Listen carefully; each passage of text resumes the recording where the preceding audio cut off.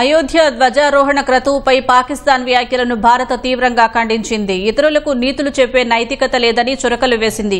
పాకిస్తాన్లో దారుణంగా ఉన్న మానవ హక్కులపై దృష్టి సారించాలని హితవు పలికింది. అయోధ్య రామాలయ నిర్మాణం పూర్తికి సంకేతంగా మంగళవారం నాడు ప్రధాని నరేంద్ర మోదీ కాషాయ ధ్వజం ఎగరవేయడంపై పాకిస్తాన్ అవాకులు చవాకులు పేలింది. ఎలాంటి ఆధారాలు లేకుండా ముస్లింల పట్ల భారత్ వివక్ష చూపుతోందని, ముస్లిం సంస్కృతి వారసత్వాలను నిర్మూలిస్తోందని ఆరోపించింది. పాక్ వ్యాఖ్యలను విదేశాంగ శాఖ అధికార ప్రతినిధి రణధీర్ జైష్వాల్ తోసిపుచ్చారు.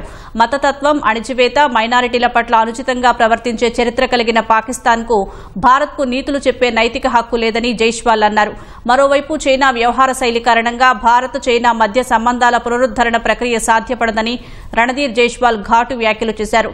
అరుణాచల్కు చెందిన పెమా వాంగ్జోమ్ తాంగ్ డోక్ వీసాను షాంఘై విమానాశ్రయంలో ఆమోదించకపోవడం ఇరు దేశాలు సంబంధాలను సాధారణ స్థితికి తీసుకువచ్చే ప్రక్రియకు ఆటంకం కలిగిస్తుందని జైష్వాల్ అన్నారు. గల్వాన్ ఘర్షణల తర్వాత సంబంధాలను పునరుద్దరించేందుకు 2024 అక్టోబర్ నుంచి ప్రయత్నాలు మొదలయ్యాయని జైష్వాల్ గుర్తు చేశారు.